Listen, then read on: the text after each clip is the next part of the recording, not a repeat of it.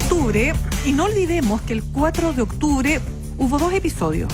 Uno, se anunció que las cuentas de la luz iban a subir un 9,2%, 9, algo. Ese fue el primer anuncio de ese día. Y el segundo es que el panel de expertos del transporte público decide aumentar en 30 pesos el pasaje del metro en hora punta. Y esos dos elementos... A todos los patipelados. Y no olvidemos que habíamos venido semanas previas con informes que se habían publicado en algunos diarios, incluso recuerdo perfecto el diario El Mercurio, sobre el precio de los medicamentos.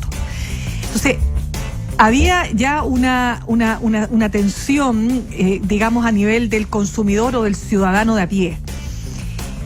Sigamos, pues. ¿Qué pasó después, chiquillo? Yo creo que es bien difícil ahí como ver la concatenación exacta de hechos. Lo que pasa es que yo creo que la masa crítica de disconformidad general por todo lo que estábamos hablando en el bloque anterior, de cosas que habían pasado en el año, pero que son un detalle frente a cuestiones de mucho tiempo acumuladas y que según muchos sociólogos y expertos han analizado no tienen que ver ni siquiera tanto con cuestiones puntuales relacionadas con la plata, con el billete, con el ingreso, que sí están de por medio de todos modos, no hay que negarlo, sino con otra cuestión más arrastrada, quizás más solapada, que tiene que ver con el trato. Sí. Bueno, eso salió. Pues por eso recordaba un poco las palabras de la presidenta de la UDI cuando dice que cualquier patipelado se siente con el derecho a insultar a quienes trabajan en el servicio público, a propósito de que estaba discutiendo el tema de la reducción de la dieta parlamentaria y otras cosas más. A propósito de eso, lo mismo del episodio en Lago Ranco. Claro. Y eso lo recoge después del estallido Sebastián Edwards. Un foro en Estados Unidos donde dice, mira, para mí, aparte de las demandas sociales y el tema de la desigualdad, que evidentemente es muy importante, en Chile existe otra cosa que tiene que ver con eso, con el trato. Y uno lo ve en todos los ámbitos. La prepotencia, imponer la jerarquía o la jefatura por trato, digamos, eso es una cuestión que es súper común en Chile. El caso del señor Gasco lo demuestra, en la máxima expresión de lo que estamos hablando. Eso es una realidad en nuestro país. La segregación, el maltrato, la prepotencia. Sobre todo cuando hay más conciencia de los derechos, porque esto tiene mucho que ver también, justamente, y esto también otros pensadores mucho más clever que nosotros lo han venido apuntando, que en Chile se produjo un cambio también sociocultural y económico tan grande en las últimas décadas, que la ciudadanía no es la misma ciudadanía sometida de los 80, de la cual tanto somos herederos o somos parte todavía, ¿no? Hay una ciudadanía, sobre todo una nueva generación, que no está dispuesta simplemente a transar ni a tolerar cualquier cosa, ni que le expliquen las cosas como dadas y hay que conformarse con eso. Y eso tiene que ver con el crecimiento económico, con el acceso, por ejemplo, o sea, fíjese usted, tomemos nota de lo que es la gente que está hoy día como primera generación en la educación superior. Esas personas no tenían un conducto, un canal o un escenario de movilización o de protesta o de expresión siquiera 20 años atrás. Porque eran unos jóvenes que simplemente tenían que empezar a trabajar y a sacarse la mugre por parar la olla. Bueno, hay una generación que no está en esa hoy día, que está estudiando y no, porque además las carreras no es realista pensar que salen en los 4 o los 5 años que duran. No, están más tiempo. Entonces es una generación que durante muchos años está ya en la universidad, y la universidad es un escenario propicio para la expresión.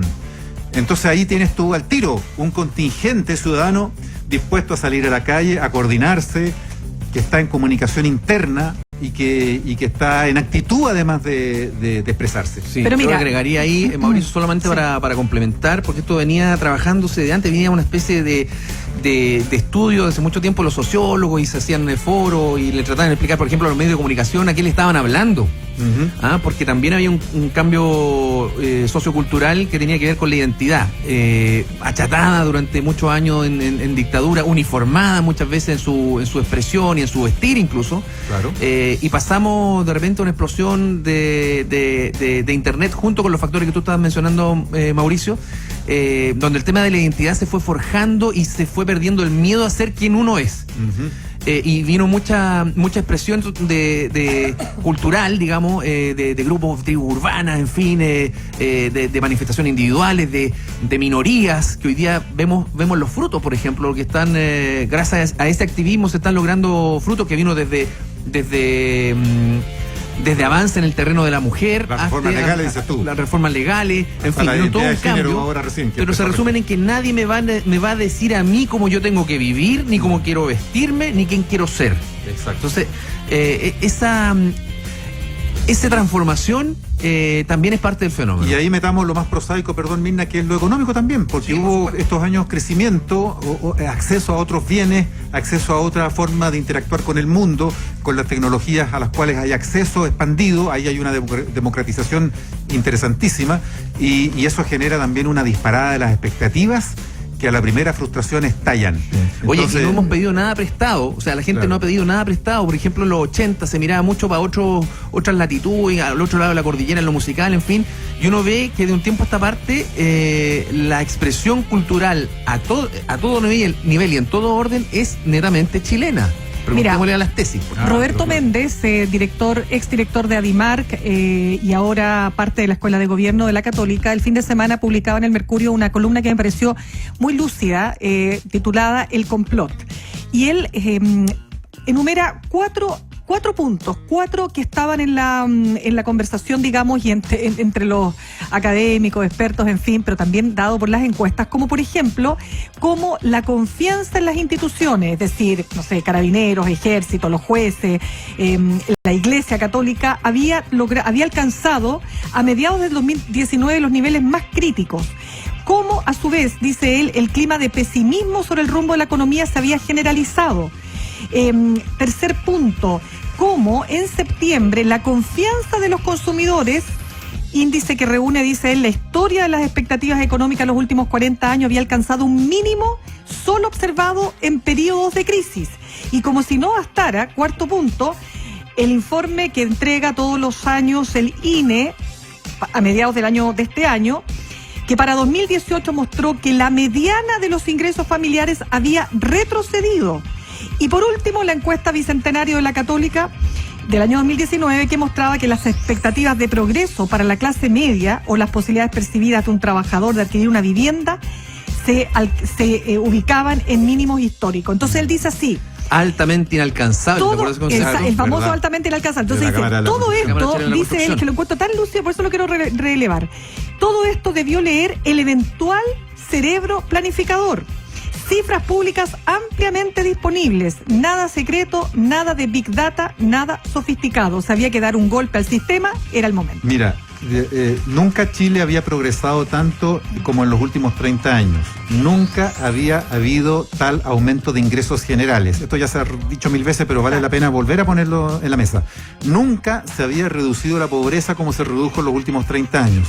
Ojo que la pobreza se redujo especialmente a contar de fines de los 90 y los primeros años 2000, porque los primeros años de crecimiento de los tiempos de la Concertación no se tradujeron necesariamente en forma inmediata, año tras año, en progresos sociales.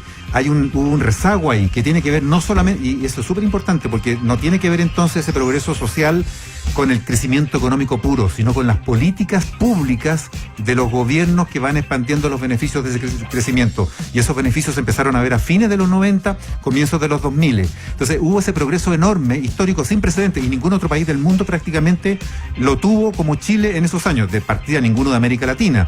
Llegamos a tener entonces no solo el mejor ingreso per cápita, sino que fuimos el que mejor progresamos en reducción de pobreza y, ojo, también en reducción de la desigualdad. Sí. Pero la desigualdad deja de reducirse por 2012.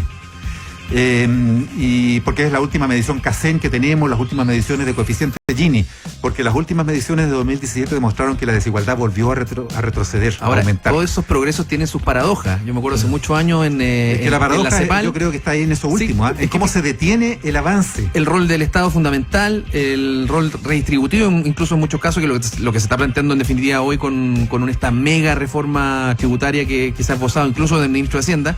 Pero yo me acuerdo de haber escuchado en los 90 un foro ahí en la CEPAL, una reflexión que me llamó mucho la atención, que en muchos sectores, por ejemplo, donde los gobiernos habían sido muy proactivos en, por ejemplo, conectividad, caminos rurales, electricidad, también a lugares recónditos, es como salud, la democratización consumo. del crecimiento. Todos esos beneficios se traducían en más costo para la familia. Claro. O sea, si bien tenían luz, había que pagar la luz. Claro. Si bien tenían camino, bueno, había que tener en qué moverse. Ya no era la carreta, entonces había que tener una camioneta o un auto. O pagar el viaje. Entonces todo eso al final se traducía en un descontento que a quien había impulsado esta mejora o ese progreso recibía en contra la oposición. Entonces era una paradoja bien interesante que se daba imagínate, en los 90. Entonces, lo que pasó acá tiene que ver con que si bien, por ejemplo, puede que hayan aumentado todos los niveles, los indicadores de ingresos sociales, en fin, pero se traducía en la práctica en que todo se hacía más caro, producto de la segunda etapa, digamos, de contratos que se supone garantizaban la modernización, pero no contaban con que todos esos contratos iban a significar un costo de la vida más alto. Entonces, claro, la gente no alcanzaba a llegar a fin de mes y eso también fue condimento. Bueno, es que eso es condimento ¿cuándo? Cuando deja de producirse el mejoramiento. Y el mejoramiento dejó de producirse hace 6-7 años. Se estancó la reducción de la desigualdad, se estancó el mejoramiento de los ingresos. Hasta ahí nomás llegamos con la reducción de la pobreza y se estancó. Y eso llevamos varios años de estancamiento. Bueno, hay una noticia hoy día esperanzadora, ya que estamos al borde de cerrar, mencionemos la nueva, lo del desempleo, porque pensábamos todos que iba a haber ahora un salto en el desempleo y al contrario, se produjo una reducción. Un aumento de 1/10 en comparación con el año pasado, pero una reducción de 1/10 en comparación con el trimestre inmediatamente anterior. Estamos con un desempleo nacional de 6,9. Nada de malo para lo que uno pudiera haber esperado. Y una señal de esperanza, porque tenemos datos contradictorios. Yo creo que aquí va a haber harto paño que cortar, porque hay datos de la misma Dirección del Trabajo que dan cuenta de cómo han aumentado los despidos por necesidad de la empresa. Estamos en 140.000 solo las últimas 6 semanas. Entonces, ¿cómo conversa eso con esta cifra nacional de desempleo?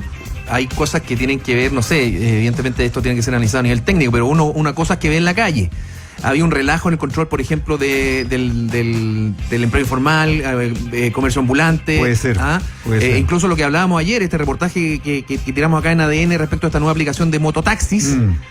El ministerio dice, no lo vamos a fiscalizar, no es nuestra prioridad. Bueno, eso está empleada. Están declarando que están empleados. Están trabajando. Hay otro fenómeno, dejaron de llegar inmigrantes a Chile. Se frenó absolutamente la llegada de inmigrantes.